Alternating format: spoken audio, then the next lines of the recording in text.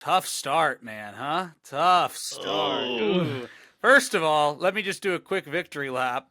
My Timberwolves looked ready to roll, as I said they would be. you are the Timberwolves I am guy. the Timberwolves guy. I'm not going to say much more besides that. The Timberwolves got it from Jaden McDaniels, who looked great. Naz Reid looked great. Anthony Edwards was actually playmaking, which I feel like he never does, and that's concerning Yeah. if he's getting the teammates involved. That's always the next step for these guys to being all-time great, best in the league caliber players. If he's doing that now,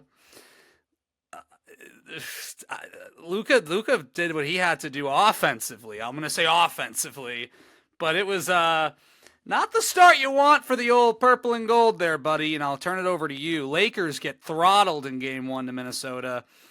What do you make of it? Their offense was bad, and you got to give the Timberwolves defense credit for them being bad. But I think that's very fixable. The reason why the Lakers offense was bad is that LeBron and Austin came out playing horribly. Just terrible basketball from both LeBron and Austin in that first half. I don't think they took advantage of mismatches in the way that they should. And I want to give credit to Rudy Gobert getting switched out onto the perimeter on both of those guys and holding his own. Like Yeah. really, like Luka cooked him a few times, but LeBron and Austin, especially this stage in his career, LeBron, not the paint attacking presence that he used to be. And Rudy held his own. Jaden McDaniels did a pretty good job on Austin Reeves for a few possessions, but I'm not that concerned about that.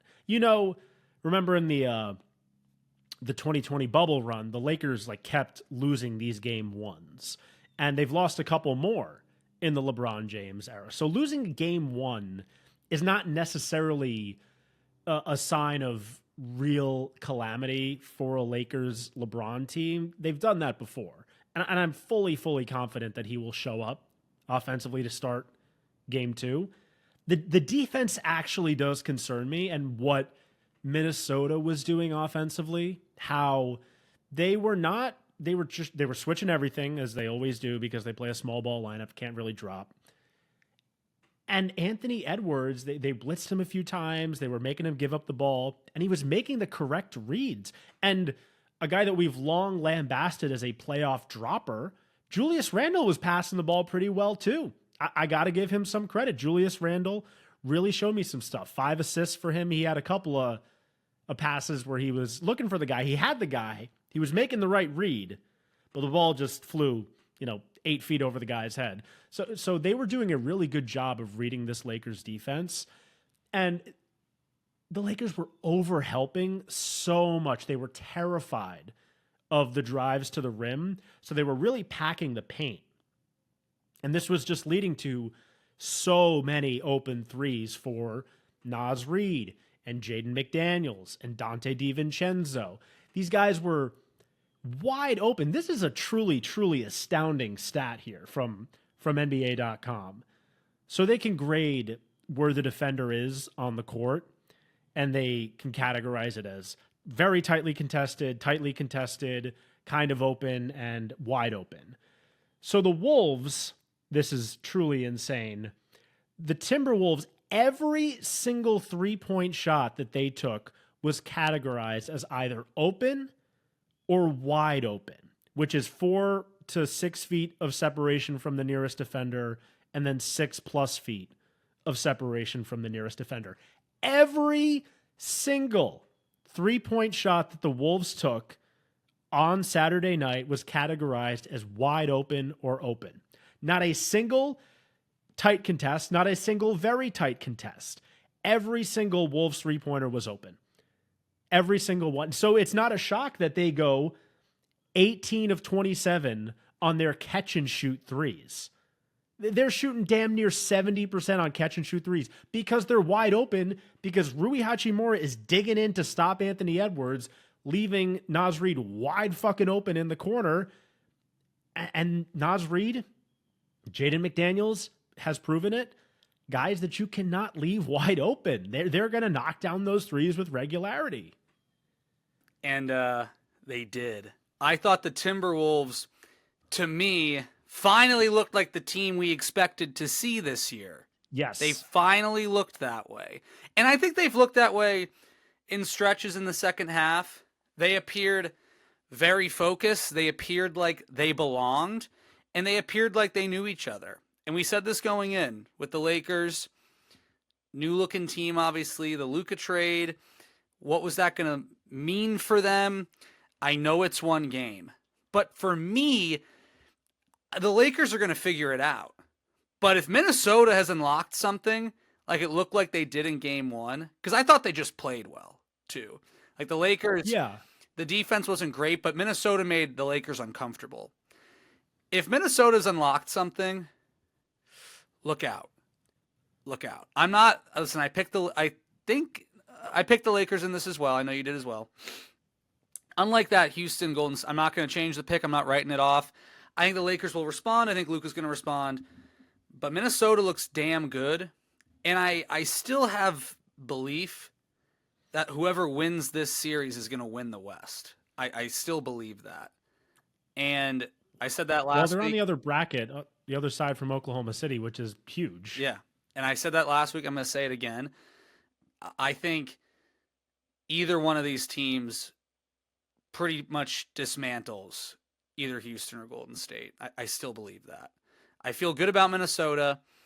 The Lakers will bounce back. Luka's defense is just not impressing me, Hen. And again, Laker fans, Laker media, sports media, we have been saying that the Lakers' good defense was an anomaly with the Luka trade, the hanging the hat on the defense and all this stuff. Anomaly? You mean Jason Tatum? No, we said that.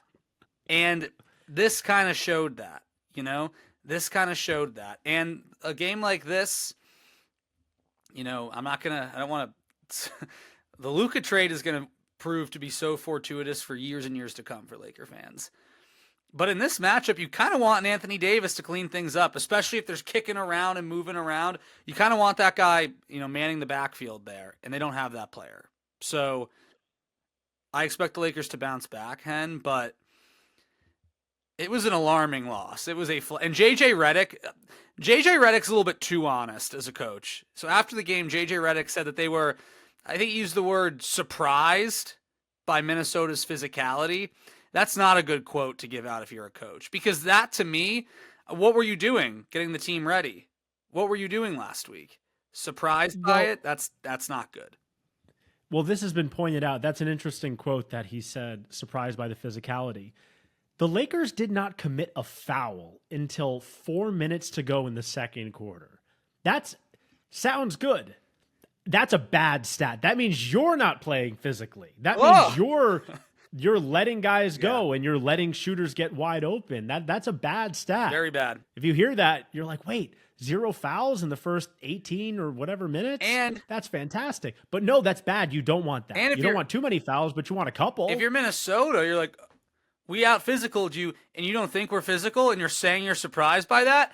Let's run it back. So it's also bulletin board material in a way. Like, I just make it about your team. When you say you're surprised by something, that's a reflection of your opponent. So make it about your team. We weren't up to the challenge. We weren't physical enough. We'll bounce back. He didn't take that approach, and I think that was an interesting one. So they'll be playing tonight, technically, when the show comes out. I think they'll bounce back. I feel better about a bounce back from them than from Houston.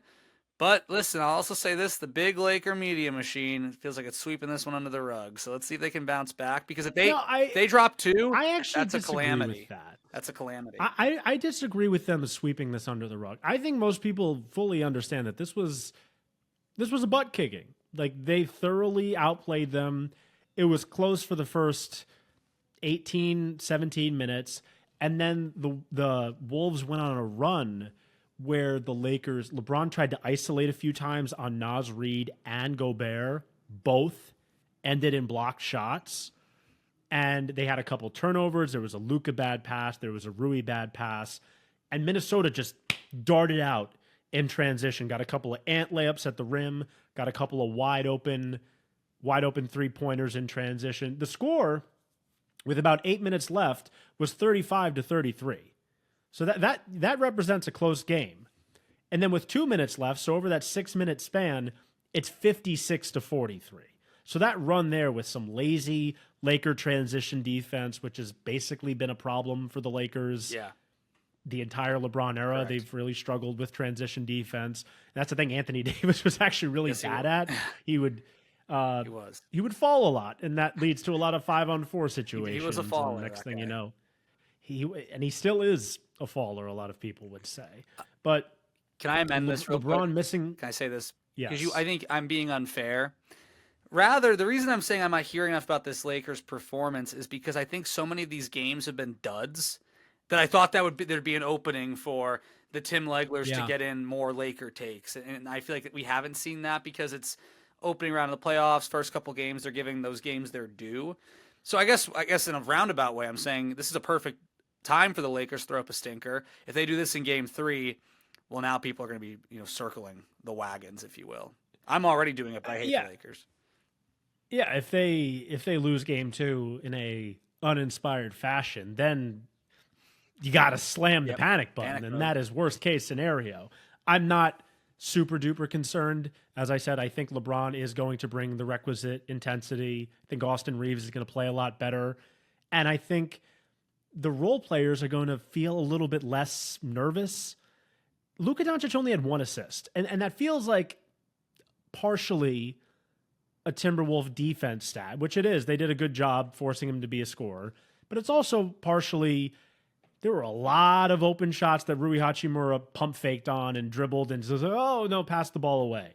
He did not look ready for the moment. He did not look ready, as JJ Redick alluded to, for Minnesota's physicality and intensity. So I have no concerns about the offensive end. Defensively, they're going to have to stay home with those shooters more often. They cannot allow every single three-pointer that Minnesota takes to be classified as open or wide open. You got to get some contests on these shots, my man. You can't allow, I believe it's 42 three-point attempts, every single one open and wide open. That is a positively bonkers stat. You can't even get one contest. One.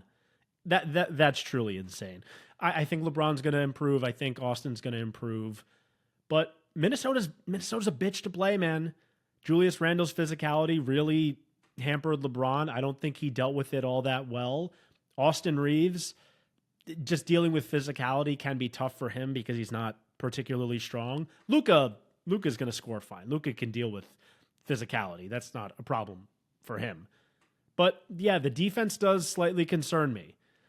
I think JJ Redick got pretty thoroughly outcoached by Chris Finch, and that makes sense. Guy in his first season, first playoff game, going up against a guy who was in the conference finals last year and is universally recognized as a good coach. Though he was sitting for most of it. We forget. What I will, I wonder how he recovered from that injury, because it was a torn patellar tendon. That is a very serious injury. Shout out to our Iron Man coach, Chris Finch. Shout out Chris Finch for recovering from a torn patellar tendon. Last thing I'll say, I'll give the Lakers fans a glimmer of hope. If Minnesota, the way they've been from a focus standpoint most of the year, is going to apply here, so the opposite of what I said, they're going to take their eye off the ball, and the Lakers will win game 2.